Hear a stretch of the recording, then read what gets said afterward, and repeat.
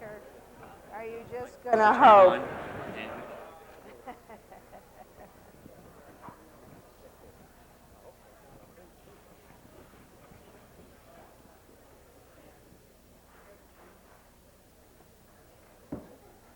Sort of feels a little bit like elections. Yeah, a lot. Right.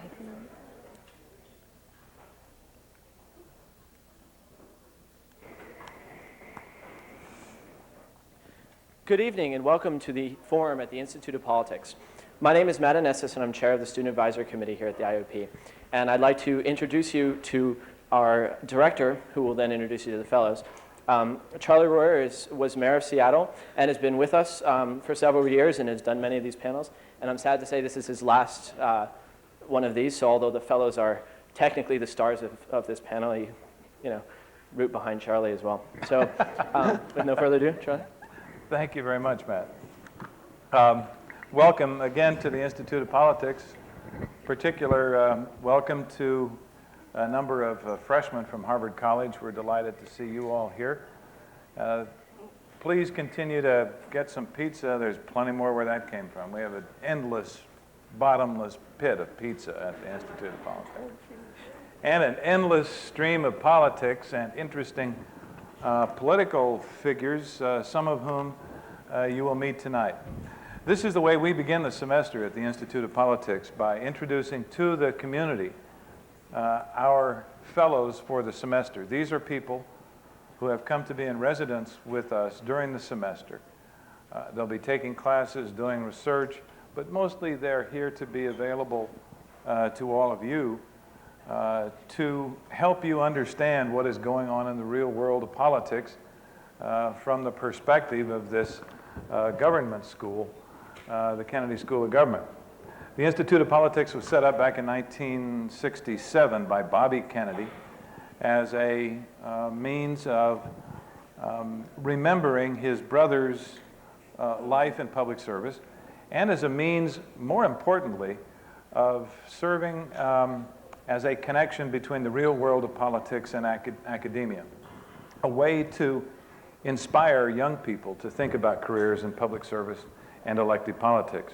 One of the main ways we do this is by bringing in interesting fellows, and I think you'll agree with me tonight that this indeed is an interesting lineup for the fall.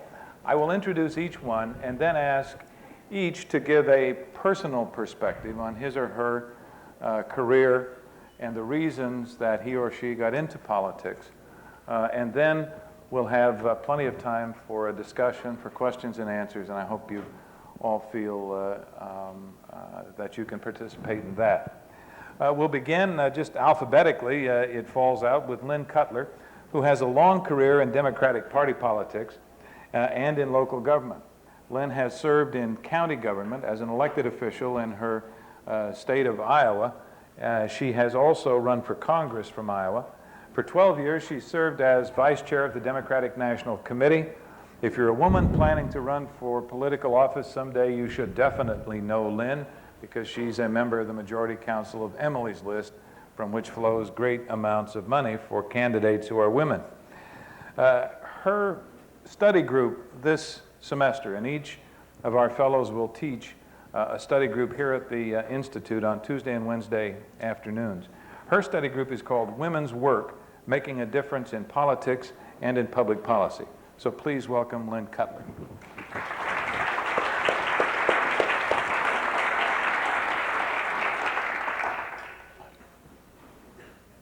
Want me to start? I'm sorry, I misunderstood. I'm getting used to an academic setting again and only half listening up to this point in my life. I thought you were going to introduce everybody, Charlie, and then I'd start. Well, I'm delighted to be here for lots of reasons. This is a very exciting opportunity for somebody my age, which is almost 56, to come back to an academic setting and to get to know all of you, and to say that the days that I'm here, my door is open, and I hope that you'll come in and visit. Not just the women. I wanted to make clear, and we said in the brochure that my seminar is also open to men who want to know more about women impacting public policy. I am from Iowa, but I grew up in Chicago, and I learned very early that there were terrible injustices in this world, and for some reason I cared a lot about that.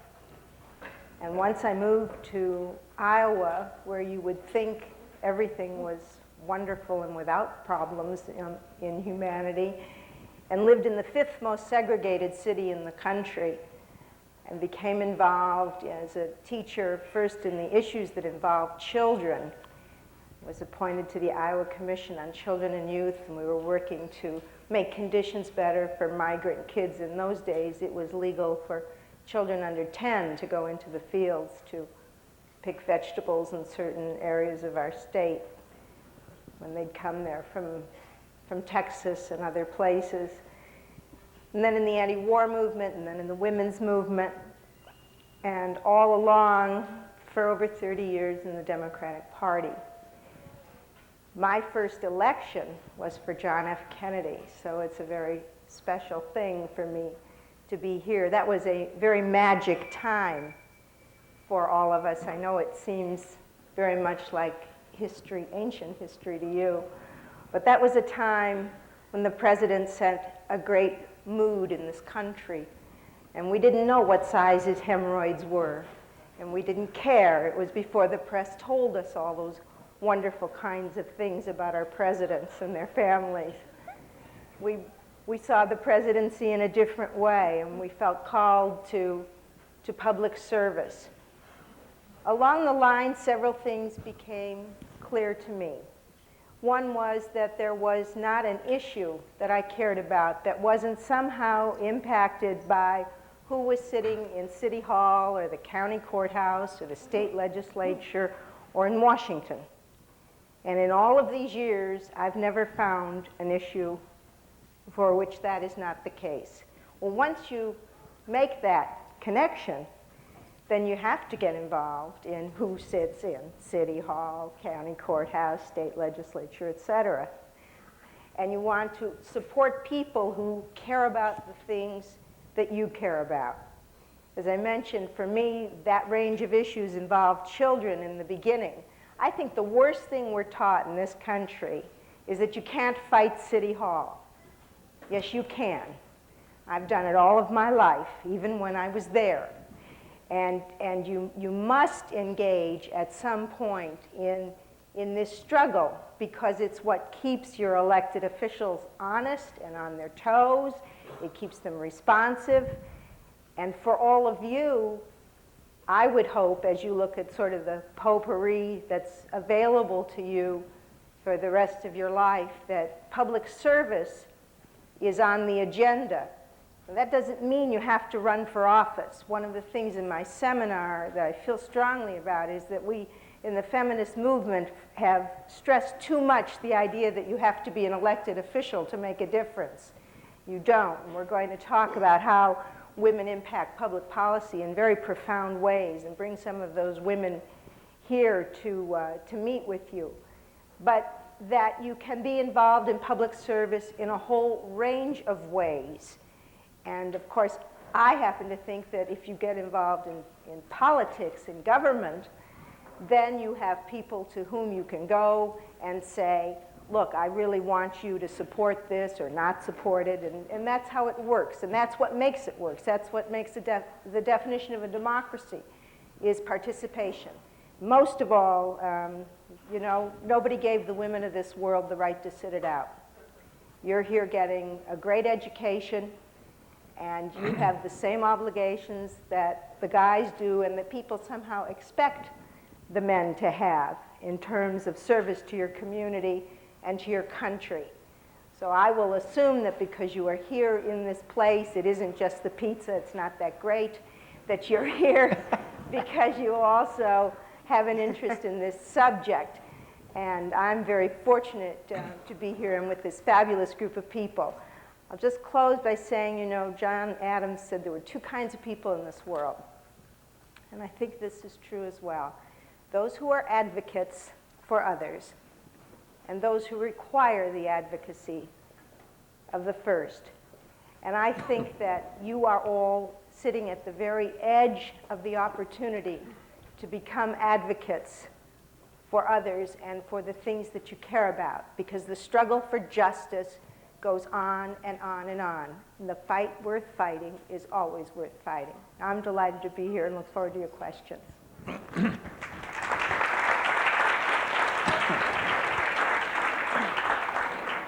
Thank you very much, Lynn. Geraldine Fraser Malakety has spent a large part of a relatively young life fighting City Hall.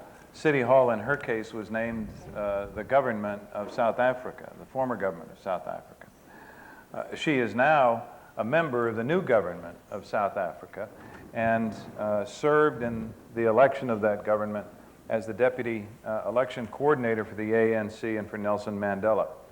Her study group is called Tactics of Transition to Democracy in South Africa. Geraldine Fraser Malakety.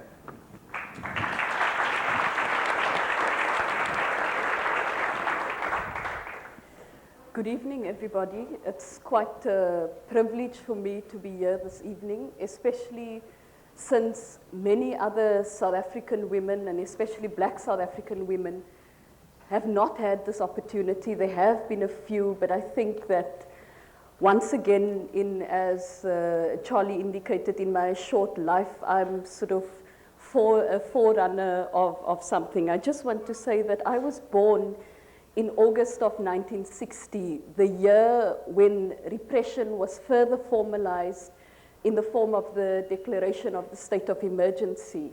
That was the year when organizations such as the ANC, the African National Congress of South Africa, the Pan-Africanist Congress, and other organizations were banned.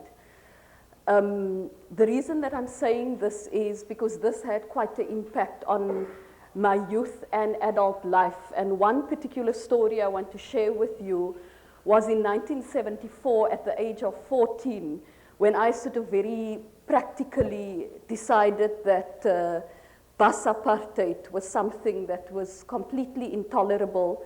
And it was still in our country at that point where the first 4 seats was to be reserved for whites, whether they were in the bus or not. I got into the bus at the point where the bus started and had to go virtually the full length of the journey. And inevitably, adults and older people had to stand while these seats were left reserved for people who weren't there. Because of my size, and I haven't grown very much since then, I was physically taken out of the bus by the bus driver and was left a choice either to hitch a ride or to walk 20 kilometers to school.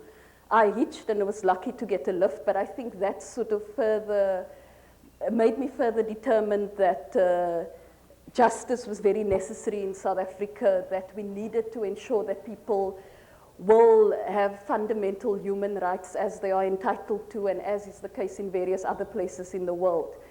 This sort of laid the basis for me getting involved in high school politics, later student politics, and community politics.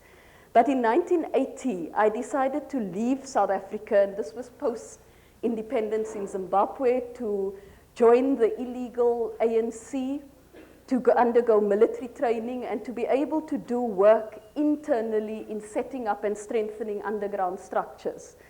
I did this in 1980 and did work from neighboring states internally in South Africa for a period of 10 years.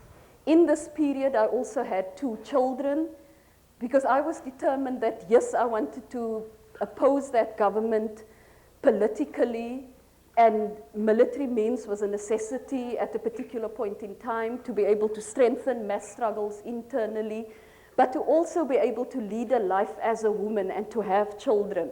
Now, that was not easy, because the years in exile were not easy. I lost comrades.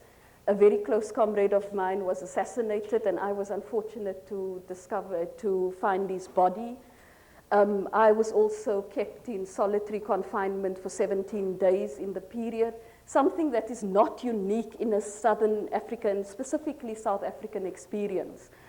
My children, I think, I tried to sort of normalize their growth in the sense that I took them many places that I went and took them in my places of work, and there's one story I want to tell. In 1983-84, I had a meeting with an underground operative from South Africa in a park in Harare. And he was given a description how he would identify me. And one of the added descriptions was that I would have a baby. Now, when I met him during the unbanned ANC days in 1990, he said to me, you know, when I went to meet you, Mary, at that point in time, in this park, and they said you had a baby, I didn't expect to see a real baby.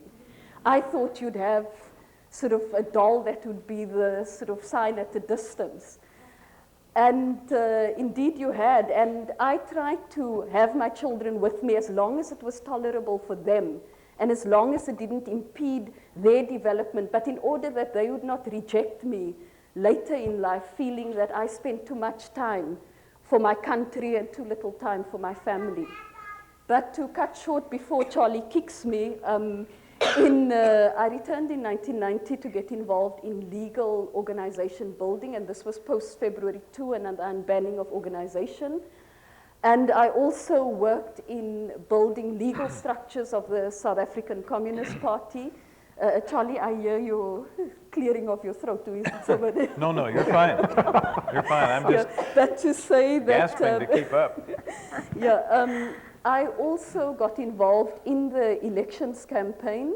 I was in the coordination structure for the campaign, but to hear some more of that, I think you'll have to come to my study group so that we go through how the elections campaign was actually a mass-driven campaign as well as the major campaigns in South Africa that helped us reach a point of legality, which we reached in 1990. And also just to finally say that when I was elected to Parliament and when I went the first time to be sworn in, that was on the 9th of May, 1994, it was actually my first time to step inside the buildings of South African Parliament, because formerly that was the bastion of opposition, repression, and apartheid. And now we are there, and we're hoping to legislate and transform laws to not only ensure that our people are going to have fundamental human rights, but also ensure governance that will fight against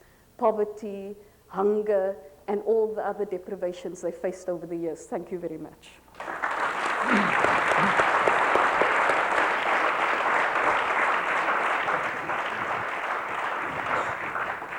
Thank you, Geraldine.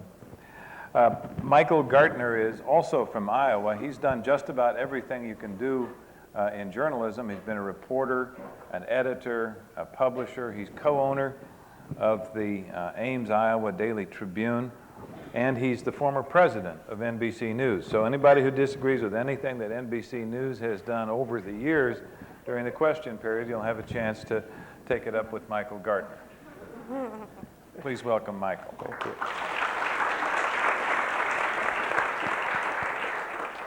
I'm the person up here who isn't the politician, and so after you spend time in the offices of all these people and talk to them, you can come down to my office and I'll help you separate the wheat from the chaff. As Adlai Stevenson once said, a newspaper person is a person who separates the wheat from the chaff and then prints the chaff. Charlie's right. I've been a newspaper man all my life. I took one detour into television. I was president of NBC News for 5 years, but as I look around, and everybody's been president of NBC News at one time or another, and the only reason I'm the one who's here is I'm the only one at the moment who isn't in the Federal Witness Protection Program.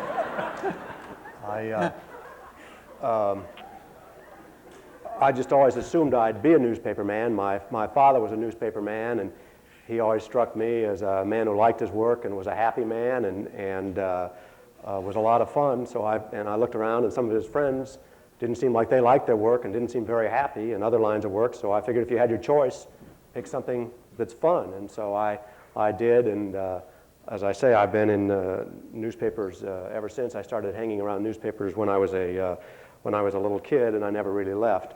I'm also a lawyer, I should admit, but I don't practice law. I don't have the attention span to be a lawyer. when my daughter, who's now 24, when she was in kindergarten, the teacher called us in and said that she was worried about her because she was immature. And I said, what the hell? She's only 5 years old, you know. But I said, what do you mean? And she says, well, she spends all her time walking around looking over other people's shoulders and asking them what they're doing. And I said, Jesus, that's how I spend all my time. As a newspaper editor, and that's my job. That's great. I should say that my father is one of my heroes. He's 92 years old. He was a newspaper man for 60 years.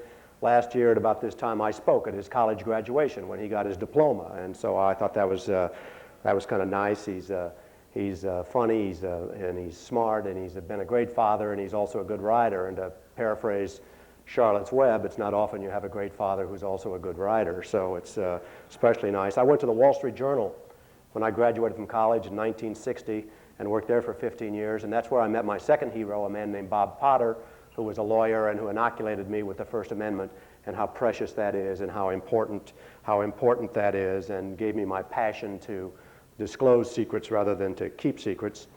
I went back to Iowa in 1974, and that's where I met my third hero, a man named John Crystal, who's a farmer and a Democratic politician out there, a Humphrey Democrat, as I guess I am, and who has a passion for making Iowa a better place and making Russia a better place, and who devotes himself selflessly to that. So those are sort of my three heroes in life. It's a wonderful life being a journalist, and I recommend it to all of you. You can roam around asking people questions, even about their hemorrhoids if you want, and about anything that you find interesting or important, and you get paid for doing it. It's just absolutely wonderful. Sometimes, of course, you get caught up in the occasional controversy yourself, as I have been off and on. Spy magazine a few years ago referred to me in one of their issues as an incompetent prick. I got a phone call out in Iowa one Saturday morning, and it was from Arthur Miller from your law school, who I know, and he says, you know, I read that article in Spy magazine. I thought he was going to offer to defend me or, you know, take my case or something. And I said, yes, Arthur. And he says, you know, they're half right. I said, Arthur, which half? And he says, I've said all I'm going to say, and he hung up. Anyway, as my father said to me at the time, you live by the sword, you die by the sword. But my seminar will be about politics and the press, and primarily about how reporters and editors and politicians deal with each other on three levels: the social level, the business level, and the legal level. How can you have dinner with each other on Thursday night and then go attack each other on Friday morning? And we'll have people like Al Hunt, who's he's one half of a Washington Power couple and a great journalist. He'll come up here, and Bill Kovach will come over from the Neiman Foundation, and John Siegenthaler, who was an operative in the Kennedy years, will come and tell us how it's differed over the years, and how you can move from politics to journalism and back, and is that in the best interest of the reader and the viewer? And we'll explore about how all of this stuff works. And in addition, I'll show you a Billy Joel video that's never been seen on television, and has never been shown at Harvard, I'm sure. And it alone is worth coming to the first session on October whenever the first session is, October the 16th or something. And none of these people will have videos at their Don't bet on that. Seminars. And that's it.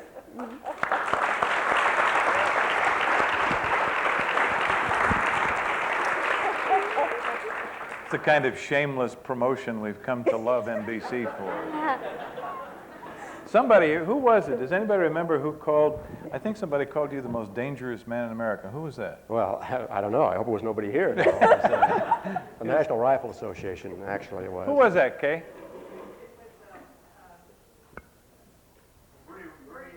Oh, Bernie Sanders. Bernie Sanders, when he got elected to Congress, he said that Michael Gartner was the most dangerous man in America. Yeah, and Michael thinks Bernie is the most dangerous. No, I think Bernie Sanders is simply the most humorless man in America. I've never understood why the further left you go on the political spectrum, the less of a sense of humor you have. Or to the right, look at Rush Limbaugh. Is that right? Yeah. That's great. All right, well, did you hear that? Okay. Our next fellow about 25 years ago, was hanging out at things like this at the Institute of Politics. He was a student at Harvard College, and used to go over to the little yellow house where the Institute of Politics was located before it got into this insurance company building here. But we used to be in a little yellow house, and students would sit around on the floor in front of the fireplace, all the time in front of the fireplace in Cambridge, and talk about politics. He went to Harvard Law School and decided to use the law as an instrument of advocacy. And the fact that he's an accomplished author, wrote an award-winning book about organized labor. He's now based in Chicago and using the law as a public interest instrument, and has clients which include organized labor, other interest groups. His study group is entitled Public Citizenship in the 90s, How to Change the World If Clinton Doesn't, or even if he does. Tom Gagan. Thanks, Joe. I got involved in the Institute when I was an undergraduate because Janet Frazier, who was the director then, discovered that I was the only person, the only student she had come across who would actually finish this pile of pastrami sandwiches that they used to bring out at the study groups. And so she would constantly call me up and saying, we're having a conference tonight, maybe you want to come over and sit in. She hated to throw this stuff away. I spent a lot of my time at the Crimson, where I was on the editorial board, and became one of the more conservative far-right members of it, because in the big debate over whether to vote to support the NLF, the Viet Cong back then, and give active aid, I was one of 3 people who voted no. I was furiously opposed to the war in Vietnam, but I sort of drew the line of aiding people who were going to shoot at my classmates from high school. And it was an utterly different time from now, and very much like now. I remember my junior year, one of the seniors took me aside and said, you know, what are you going to do with yourself after you graduate? I said, well, I hadn't thought about it. He said, you should go to law school and get a job in a big corporate law firm. Because once you became a partner in a big corporate law firm, you'd have some place to go when you resigned from the government. And that was the ideal that the more politically active kids had then. They were going to grow up and resign. You know, when the next Vietnam War rolled around, I was going to resign. And there was a sense in which people of that generation, late 60s, coming after the civil rights activists, were, although nobody used the term politically correct then, were much more into it then than even kids are today, who get unfairly disparaged for it. The attitude was not so much to do, but to be, you know, as if faith without works would save you. You were going to oppose the war. You were going to stand up and object. And to some extent, some of the people who were regarded with the most suspicion back then were people like Robert Kennedy, because Robert Kennedy was always getting involved in things and doing something which all had ethical implications. You could soil yourself by doing something. And God knows he did. You know, there are all sorts of questions about the ethics of doing this and that and the other thing. And I had that attitude myself. And after I graduated, I got a job at the New Republic as a staff writer, which I could kill myself for giving up now, because back then they didn't have, it wasn't a big thing back then. There was no CNN, there was no Capital Gang, there was none of these TV shows, so you didn't make much money being on the New Republic. I was 23 years old and writing these articles, which I quickly discovered was the only thing that a Harvard education prepared you to do. You know, to write these sort of editorial pieces that were up in the air. I wrote about arms talks in Berlin and this and that. I didn't know a damn thing about it.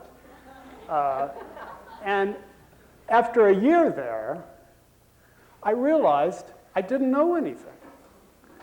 And, you know, Aristotle says that the first duty of a citizen is to give a speech. And I really didn't have anything to say. I could publish term papers ad nauseum, which is what I was really doing at the New Republic, just reworking them. but I didn't have anything to say because I didn't know anything. And so I finished law school and went out and worked with the United Mine Workers, which was racked then by a terrible, terrible Oresteia-like series of revenge murders, people getting killed. And we were trying to bring democracy to the Union. And I ended up representing the miners later and going on to doing something quite inadvertently. I didn't mean to get into the same sort of career that Robert Kennedy did, but I ended up doing what Robert Kennedy did before he became famous, which was trying to reform the Teamsters Union, although I was at a different end of it. I was representing a group called Teamsters for Democratic Union. We fought for years and finally got out of the federal court in New York a structural reorganization of the union to permit rank-and-file democratic elections, and the mob got thrown out in 1991, and progressive candidates, many of them my clients, are now running the Teamsters Union. In a way, on a very small American-type scale, that's as breathtaking a change as on a more macro scale, Eastern Europe, whatever. It can happen here. Something as breathtaking as a South Africa or a Poland or a 1989 or the fall of the Berlin Wall can happen here. It can. I mean, everybody tells you it can, but it can. And I think we're on the verge of such a change now. By verge, I mean maybe 10 or 15 years away from it. A really recasting of what we want government to do. And I think it's a very exciting time of expectation for that. The seminar that I'm going to have is about citizenship, not only as a moral obligation, but as a matter of style and fun. And I want to bring in some people that I've come to admire who go out and do good causes over the years, whether they're lawyers at the ACLU or the Teamsters or people in the unions or in government or journalists. And invite you to come talk to them, take pot shots at them, or whatever. And maybe this will help you as you try to get to the point of figuring out what it is that you're going to say. Thank you, Tom.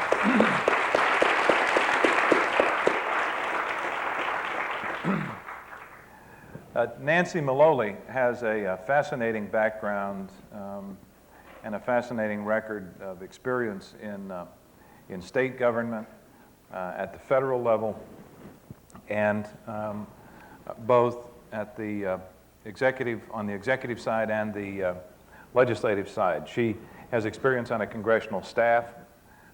She has experience running a large state agency in her native Indiana. And most recently, she served as special assistant to President George Bush for Environment, Energy, and Natural Resources. Nancy's study group is called The Dollars and Cents of Environmental Policy. Are we focusing on the wrong things?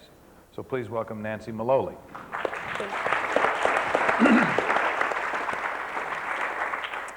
Well, I was telling Charlie that having spent now about a week here, I'm ready to come back and go back to school and start all over again, because this is nothing short of inspiring to be here, with, especially with all of the creativity and all of the interest and the number of things that especially all of us who are fellows are talking about.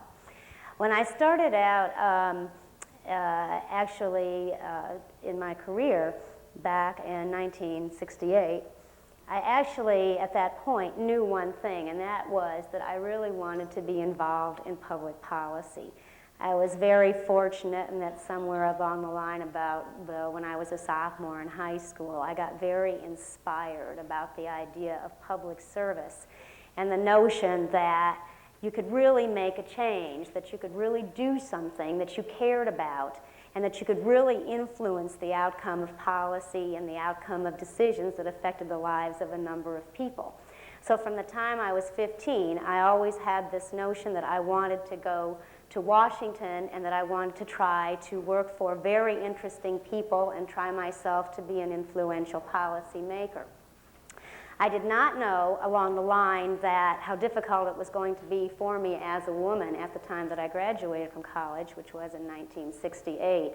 At that point, I remember as I was trying to figure out how I was going to break into this world in Washington, after having had an internship with my congressman, a number of people had recommended to me that perhaps I should go to Katie Gibbs and take a typing course. And I thought, well, no, that's just not exactly what I had in mind. And I decided then that I was just bound and determined that I was going to break into being a policy person in Washington and trying to affect some change. I was very lucky in that I became very interested in the environment at about that point, before it was really a popular issue. This was about in 1969, on the heels of Rachel Carson's Silent Spring, which some of you may be familiar with. And at that point, the environmental issues were just beginning to come to the forefront as an important issue for our country. At that time, just a year later, at the very end of 1970, the Environmental Protection Agency was created, and I had the good fortune to be able to go to work for an administrator of EPA, Bill Ruckelshaus, who is one of the truly, really fine public servants, and who spawned so much creativity in so many people. For all of us who were there, it made us want to continue to stay involved in public policy and to try to affect change. As Lynn had said, you don't have to be an elected official to do that. There are so many avenues and so many ways to try to make an impact, particularly if you really care about an issue, as I did. I was also very fortunate that, having done a number of jobs in Washington in the public policy area, the governor of my home state, Indiana, gave me a terrific opportunity to be able to come back and run the first environmental department in the state. At that point, the environmental programs were something that were sort of hidden in the basement of the Board of Public Health, and my coming to Indiana to head up this new department, the first one in 20 years in the state, was sort of greeted with my announcement being on the obituary page of the Indianapolis Star. So it really wasn't a very big deal as far as they were concerned. But we made a number of strides, but it also gave, for somebody like me who was really interested in these issues, a real opportunity to try to make an impact on them in a very hands-on kind of way.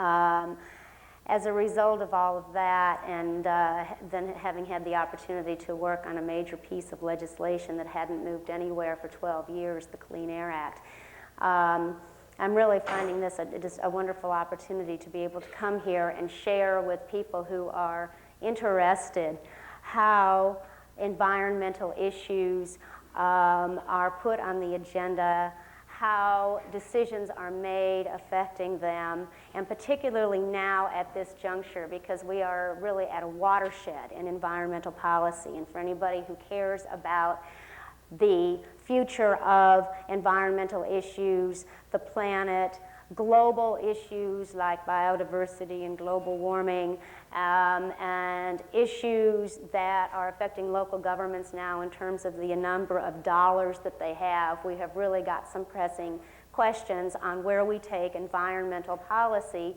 over the next couple of decades, which will have a major impact on future generations. So that's what we're going to cover. I hope to bring in a number of interesting speakers who can shed some light on their experiences and on the kinds of questions that they are grappling with. And I hope that you will all feel free to attend, to come and visit me in my office. In addition to environmental policy, I also get very excited just talking to people about different public policy opportunities and actually being in Washington or being in state government and having the opportunity to really contribute to the process. It really has been a tremendous career for me, one that I really hadn't had any thoughts about doing in the environmental area. I knew I wanted to be in public policy, but it really happened in a terrific way, which tells me that, sort of echoing what my father had always said to me, if you really want to do something, all you have to do is put your mind to it, and there are opportunities there to take advantage of. So I'm really looking forward to getting to know all of you better and to having you come stop by anytime and sit down and talk about whatever. Thank you.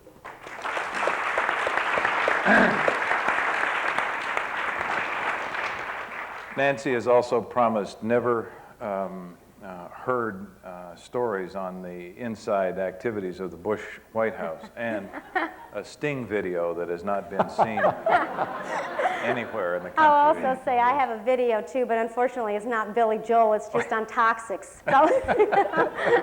It's got no sound. No, it's got no sound, that's right. Our next fellow, Sean Woodward, brings us a tremendous opportunity for another chance at doing some comparative politics here at the Institute. As a former journalist and as a politician in Great Britain. He's been current affairs editor for the BBC. He's been a strategist and communications director for the campaign of British Prime Minister John Major.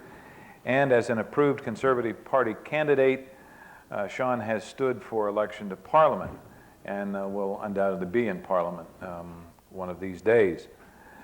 Sean's study group is called Campaigns, Elections, and the Media in Great Britain and the United States. Sean Woodward.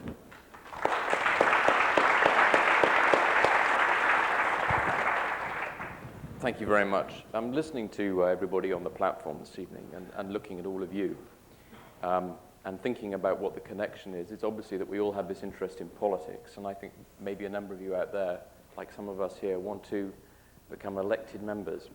Well, what's the quality that you all need? And I have to say that probably the one quality you need, and whether I have it or not, I don't know, is some degree of confidence.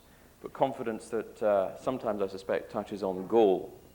Gall because it reminds me of a story about one of the senior Conservative cabinet politicians back in 1989, early 1990, when you may remember Margaret Thatcher, who was always known for her understatement and being rather laid back, was trying to inspire some confidence in her ministers, who were rather lacking, as they were something like 30 points behind the Labour Party at the time. And she was insisting that they take the battle out to the constituencies, that they go out, that they bang the drum. So they set off and indeed did their tours around the country, battling on the drum. Some were more enthusiastic than others. But there was one particular character who fetched up, and he arrived. And you've got to know what it's like for these politicians. I mean, they get up in the morning, they do the radio at 6, they do another channel at 7, another one at 8, they do the TV spots, they then make a speech, they then tour an elderly people's home, they then do nursery clubs. And by 7 o'clock in the evening, they are exhausted. Anyway, this one particular character fetched up at yet another political meeting at 7 o'clock in the evening, and he arrived, and he was met by a rather sheepish-looking constituency chairman. So he said, "Terrific to see you," because, of course, you always have to be very enthusiastic in politics. And the chairman said, "Well, glad you're here. Right, let's get going. We might just wait a few more minutes for the audience to arrive." And he said, "They're not here yet." "Oh, well, it's not that they're not here, but he's here." So this politician, remembering what Margaret Thatcher would say to him if he went back and he didn't make his speech, said, "It's not a problem. I will make my speech." So he went in. He stood on the platform, a room that would normally seat 300 people, and he made his speech. The whole thing about the importance of Europe, but at the same time, Mrs. Thatcher's stand on Europe. And at the end, after an hour of speaking, he got off the platform as if he'd spoken to hundreds of people, and the man at the back didn't even applaud. But being a good politician and knowing that he must spread the word, he walked out the room, and he couldn't resist it. He did actually have to turn to the man and say, "Well, I hope you enjoyed it." And the man said, "I was asleep, mate. I'm just here to lock up." So you do need a degree of confidence in gall. And I'm reminded also that Roger Porter, talking this morning about the need for, or how he identifies that sort of politics goes in threes. There are three things. So not to break with the great tradition, I think there are three things. three questions, perhaps, that may be in your mind, certainly in mine. The first is, what am I doing at the Institute? The second is, who am I? But I guess we all ask ourselves that from time to time. And what's my study group going to be about? Well, who I am and why I have my credentials, I suppose, to be here is, first and foremost, that I was John Major's Director of Communications and ran his general election campaign for 1992, doing the kind of thing that George Stephanopoulos did for Bill Clinton, but with one crucial difference. Bill Clinton was obviously the opposing candidate against the incumbent George Bush, and that meant that when George Stephanopoulos helped Bill Clinton win the campaign, Bill Clinton had a number of vacancies to fill, he got a job. In John Major's case, he already had all the people in the job, so he won, and I became unemployed. My interest in politics, I think there are three strong memories for me. The first was in 1963, when I was 5, and it was the assassination of Kennedy. And I think that's probably one of the strongest memories that I have.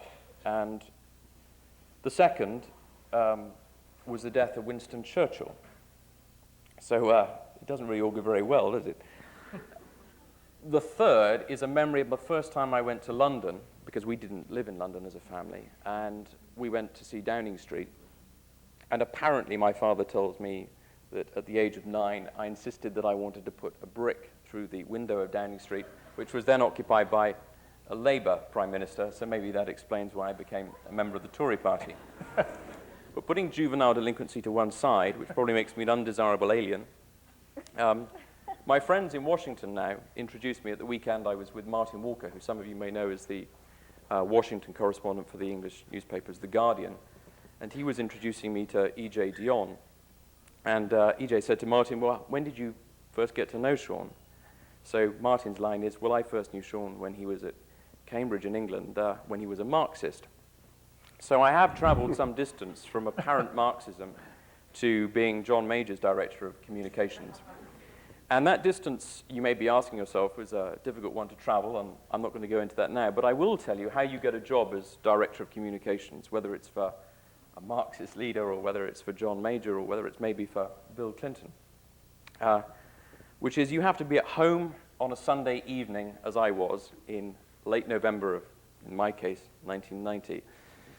Remember the time Margaret Thatcher had just been deposed by the Conservative Party, who behaved in an extremely friendly way towards their leader, and John Major now installed in Downing Street.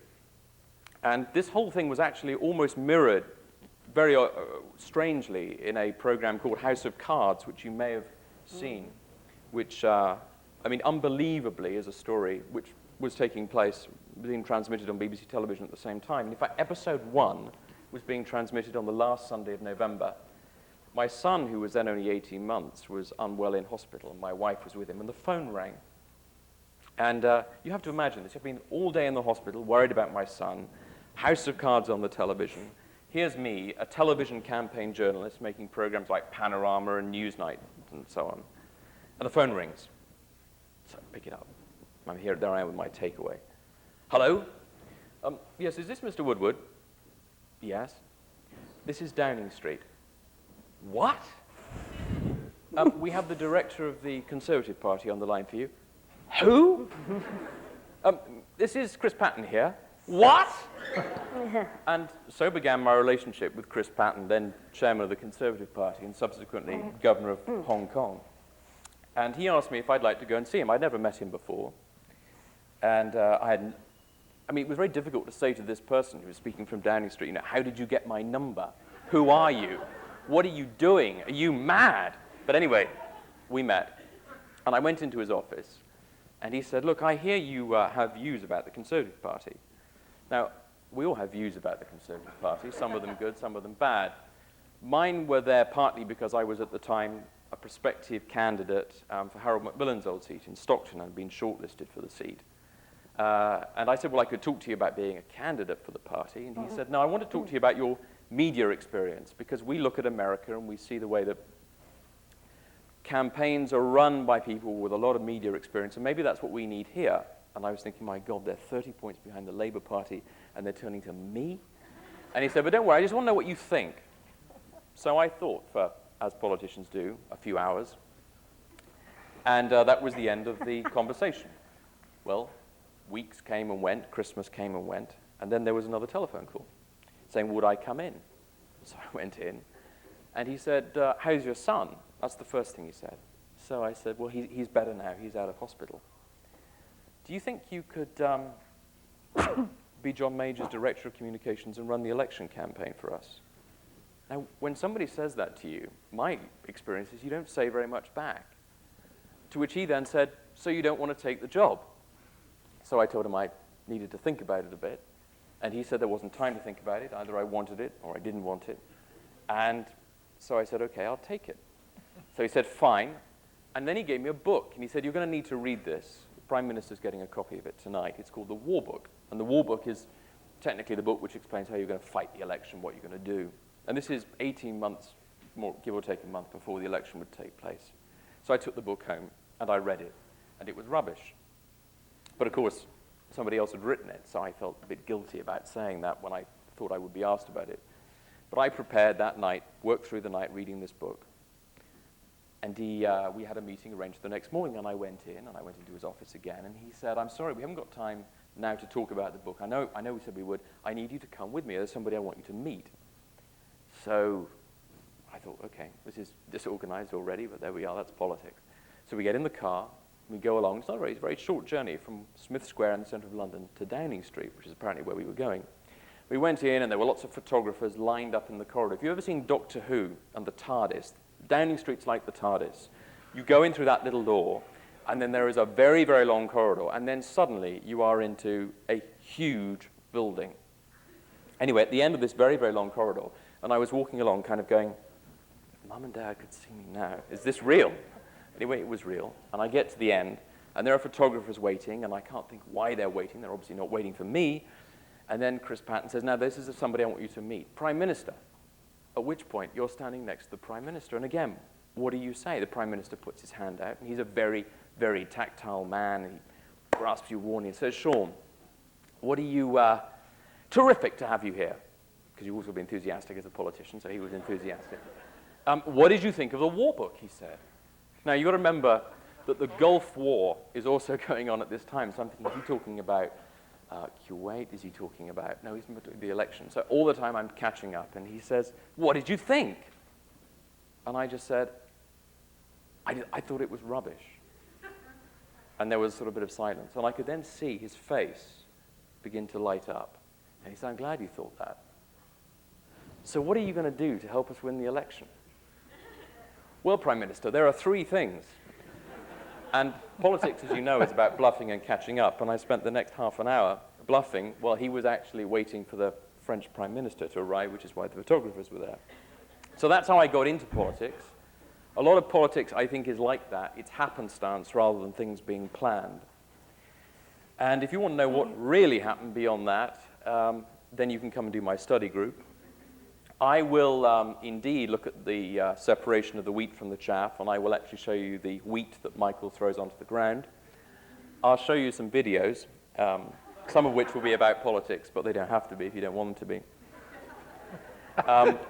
And really what we'll try and look at, and I suppose for me, poacher turned gamekeeper and now politician, is how on earth you have leadership in a 30-second culture.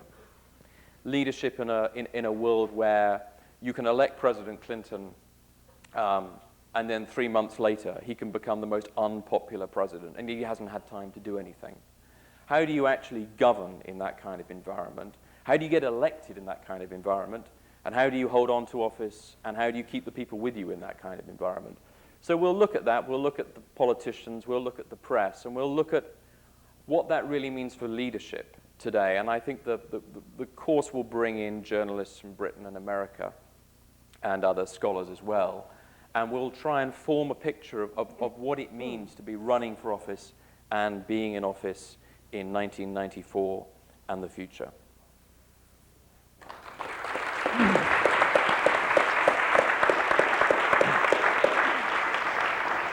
Thank you very much, Sean.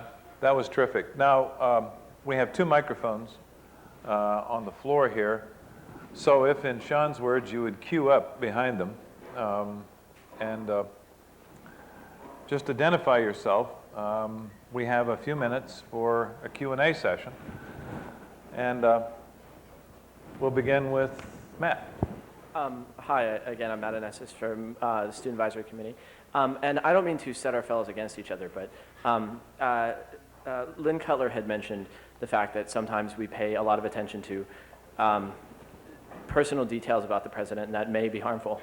And then Michael Gartner suggested perhaps that wasn't necessarily bad. And I was wondering if Michael Gartner could comment on what Lynn Cutler said, and then perhaps if Lynn Cutler could comment back. Well, I think that Lynn was saying that a president's health is of no concern, that you can leave it to adults like her, and they'll watch out for children like us and make sure that the world is run all right. And this guy's my friend. And my view is that if they know it at the White House, you should know it in your dorm room, and therefore the role of the media is to disclose important material or interesting material or entertaining material.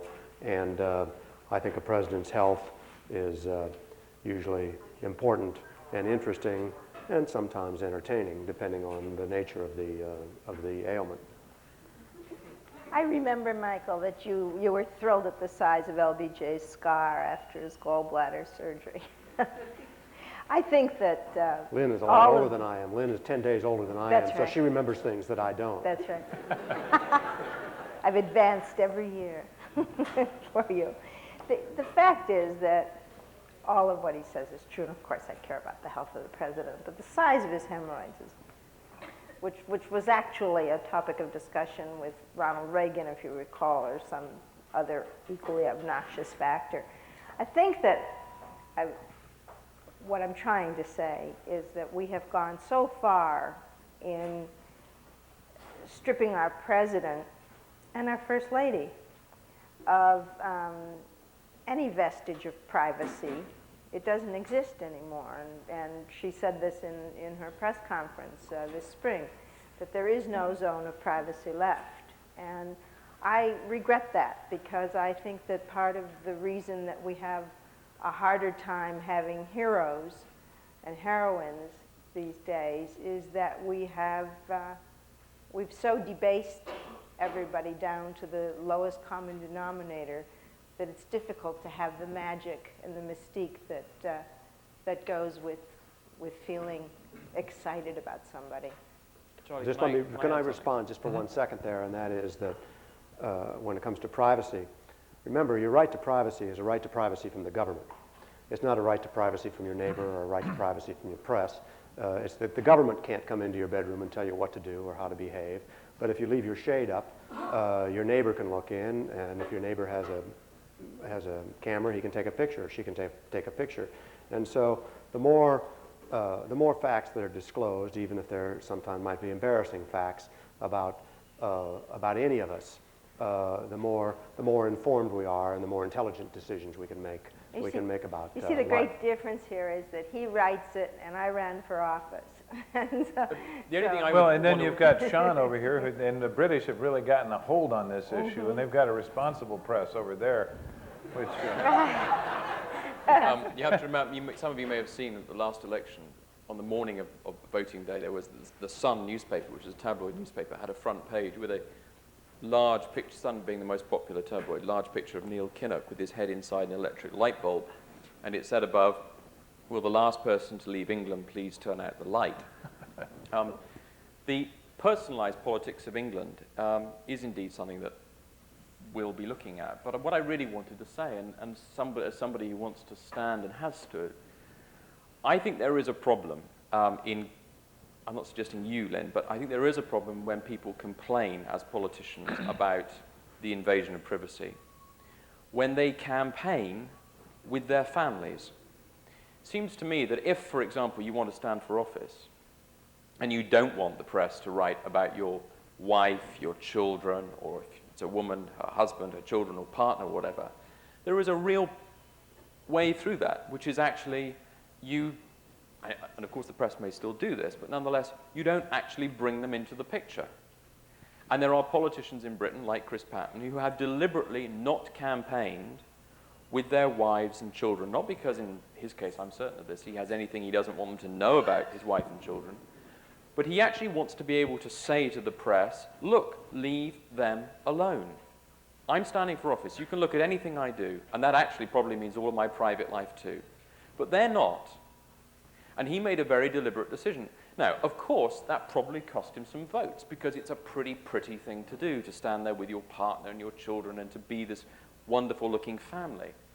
But I think there is a problem. If you actually put that picture forward and then say to the press, but by the way, this is off limits, then I think the press actually do have quite serious justification in saying, hang on the one hand, you're pushing this at us, and now you're saying it's off limits.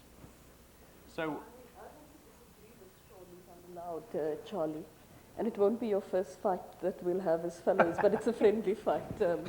I think whether you bring your family up front or not, you can't actually say they're off limits, and it's unlikely that they will be off limits.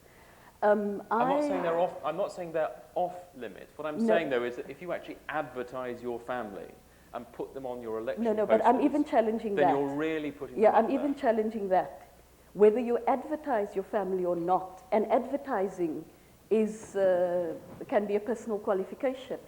I may consider what ex-politician, let's say, for example, the Honorable President of the United States, I could consider that as advertising, but in another situation, it would be quite normal that he comes with his family and exposes his family. But I'm saying whether it's advertised or not advertised, you actually don't have a choice as a public, you're almost a public servant. I mean, when you're in politics, you're actually the public advocate now. You publicly exposing yourself and your family. I think Lynn is actually coming up with a very different point, where she's saying that people are going down into such detail, like, for example, the size of hemorrhoids.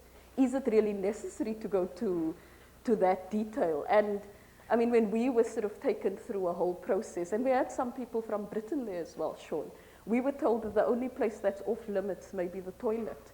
So whether the shade is up or down, it's a bit difficult, Michael. But I'm just challenging. I think the major point I'm trying to draw out of this is that journalists are at the moment under quite a lot of attack from politicians for going too far and so on. And what I'm trying to say is that I think the politicians have contributed to opening up the areas in which the press will go, and that it is very difficult now, first of all, to shut the door because the horse has actually bolted. And second, I think that politicians have actively invited people into their homes, and I think it is very difficult to actually turn around and say, well, now I've been elected, I want you to leave this area alone. Okay. David, and then we'll get to you. My name is Dave Bonfili. I'm a junior here at the college. And my question deals with party discipline. Unlike Matt, I have no problem if any of you want to fight. And basically, my question is, party discipline, obviously, in the US means something different than, say, in Great Britain or South Africa. In the past 2 years, over the course of the last congressional term, there has been an unexpected, or perhaps an expected breakdown in party discipline. They're finding it, the president, for instance, is finding it harder to count on votes. My question then is whether you think it's legitimate to argue that there is a breakdown, that this is a situation that's becoming worse, whether this is a good thing insofar as people are being better represented by the representatives in Congress who aren't just voting for a party, or whether you think it's a bad thing insofar as, in many ways, it's stalling progress on any significant legislative gains. Party discipline is an oxymoron, like airplane food and a lot of other terms in our society. It doesn't really exist in this country in a way that it did at one time. The Republicans are far more disciplined than we are. You can see it in the attack message going on now. Everybody has the same line. They've all signed off on it. I've just written on this subject because I'm greatly distressed by the number of Democrats who aren't supporting the president on major change pieces of legislation because they're trying to distance themselves. You know, we're all in the same ship, and there is no real such thing as distancing yourself, I believe, from the head of your party. It's become a subject of that's very difficult. You know, in the old days, when the parties financed the campaigns, that it was much easier to have party discipline. But now everybody is an entrepreneur, and there are lots of ways to raise money. So because money drives the process so much, and in such a bad way, I think, they've then become disciplined by the forces that provide the money that enable them to get reelected. This is not universal, and God knows I don't want to contribute to what is already too cynical an attitude about our government and about the people who serve in our government. But the whole system really, I hope Tom is right, and that this is one of the pieces that gets changed in our system, in our political system. Desperately needs change in order for there to be able to be the freedom to support the principles that your party stands for. Can I suggest one reason for the decline of party discipline as a union lawyer? It has to do with the decline of unions and other producer groups who represent the have-nots. As people acknowledge, Republicans are much more disciplined. You know, in Federalist number 10, Madison says we're setting up a government that's going to be a balance between the factions that represent the haves, you know, the commercial interests, and the have-nots, who are the small farmers. The legatees of that have-not faction were the small farmer groups in the 30s and the labor unions. Those producer groups, which provided the discipline for the New Deal on the Democratic side, they're gone.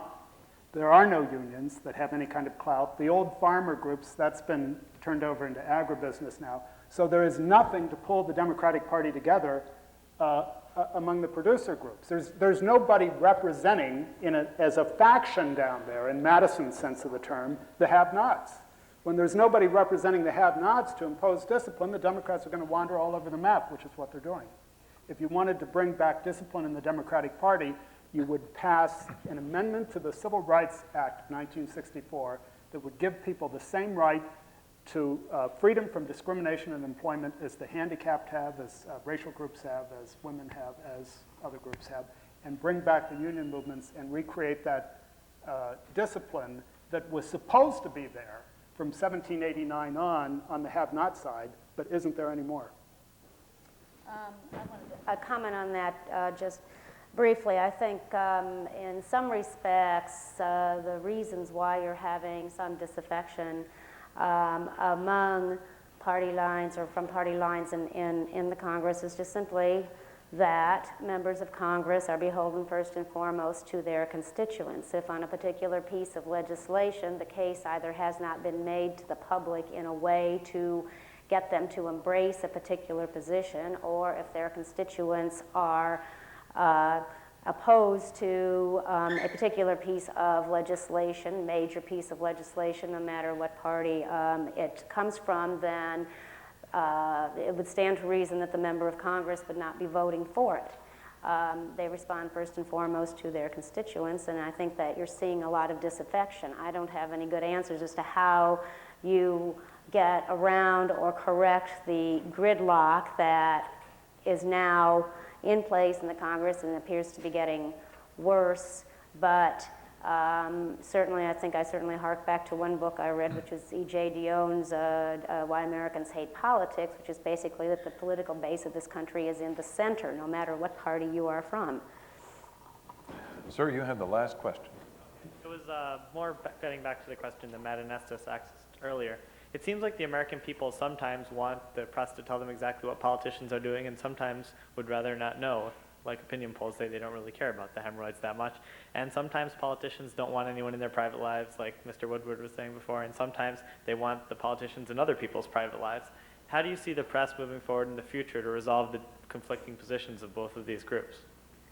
Me? Anyone. Well, I think you do it.